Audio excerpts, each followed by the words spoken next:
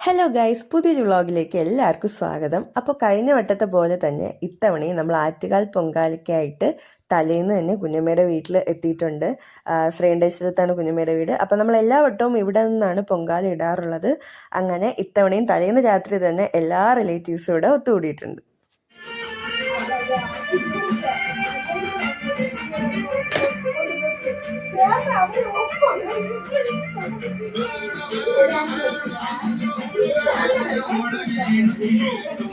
ഇവിടെയാണ് ഞങ്ങൾ പൊങ്കാല ഇടാറുള്ളത്. അപ്പോൾ തലേന്ന് തന്നെ എല്ലാവരും അടുപ്പൊക്കെ ഇവിടെ സെറ്റ് ചെയ്ത് വെച്ചിട്ടുണ്ട്. നമുക്ക് നാളത്തെ പൊങ്കാലയ്ക്കത്തേക്ക് ആവശ്യമായിട്ടുള്ള കുറച്ച് സാധനങ്ങൾ എല്ലാവർക്കും വാങ്ങാൻ വേണ്ടിയിട്ടുണ്ട്. അതിന് വേണ്ടിയാണ് ഞങ്ങൾ പോകുന്നത്. അപ്പോഴാണ് വന്ദേ ഭാരത് പോകുന്നത് കണ്ടത്. വന്ദേ ഭാരത് കേരളത്തിൽ വന്നിട്ട് ഇത്രയും നാളായെങ്കിലും ഞാൻ ഫസ്റ്റ് ടൈമാണ് ഇത് കാണുന്നത്. നമ്മുടെ മറ്റുള്ള ട്രെയിനിനെ വെച്ച് നോക്കുമ്പം എനിക്കിതെന്ത് ഭയങ്കര അത്ഭുതമായിട്ടാണ് ഞാനിത് നോക്കിക്കൊണ്ടിരുന്നത്. അത്രയ്ക്ക് നല്ല നീറ്റും എന്താ പറയുക, ഭയങ്കര ഭംഗിയാണിത് കാണാനൊക്കെ ആയിട്ട്.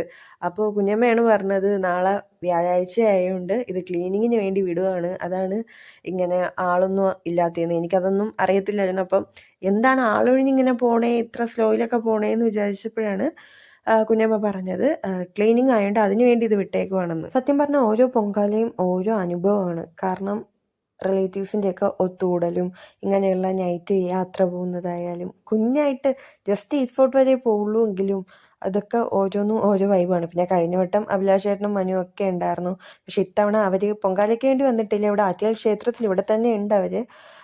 പക്ഷെ അവർ നാളെ എന്തായാലും കാണില്ല.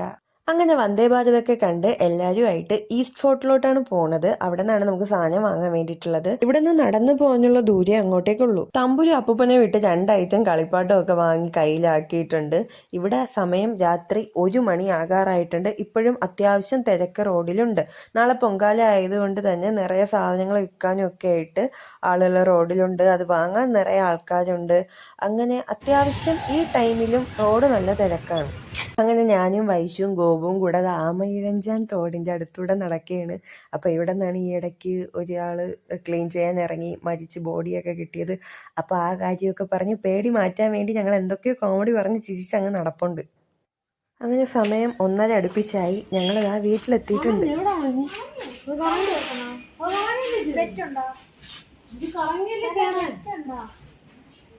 ഗൈസ്, ഇവിടെ ഗോപുവും വൈശും കൂടെ പൊരിഞ്ഞ അടിയാണ്.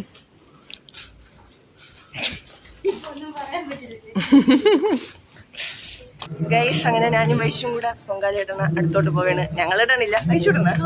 വൈശു ഇടുന്നുണ്ട് ഗൈസ്.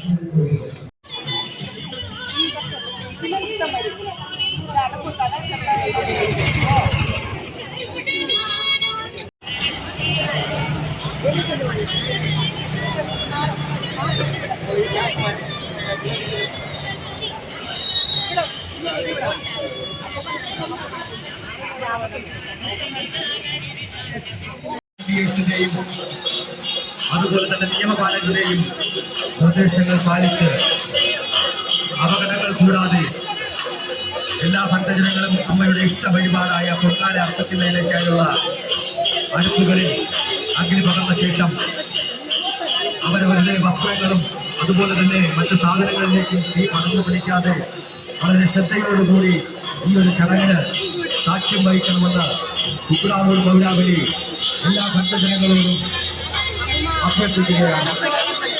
അമ്മയെ ശരണം, ദേവീ ശരണം. ആറ്റുകാലമ്മയുടെ ഇഷ്ട വഴിപാടായ ആറ്റുകാൽ പൊങ്കാല ആരംഭിച്ചിരിക്കുകയാണ്.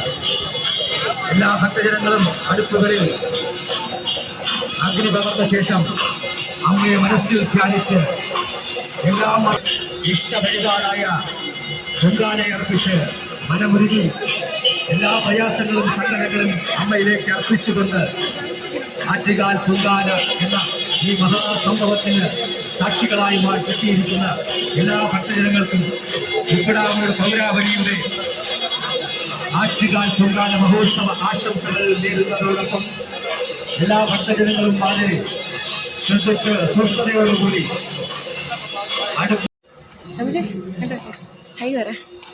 ഹായ്, പൊങ്കാലിട്ടു പറ.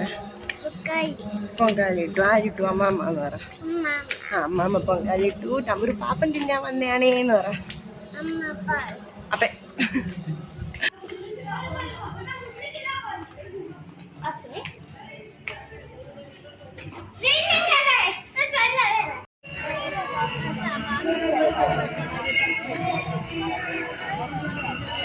ചെറിയ പരിപാടി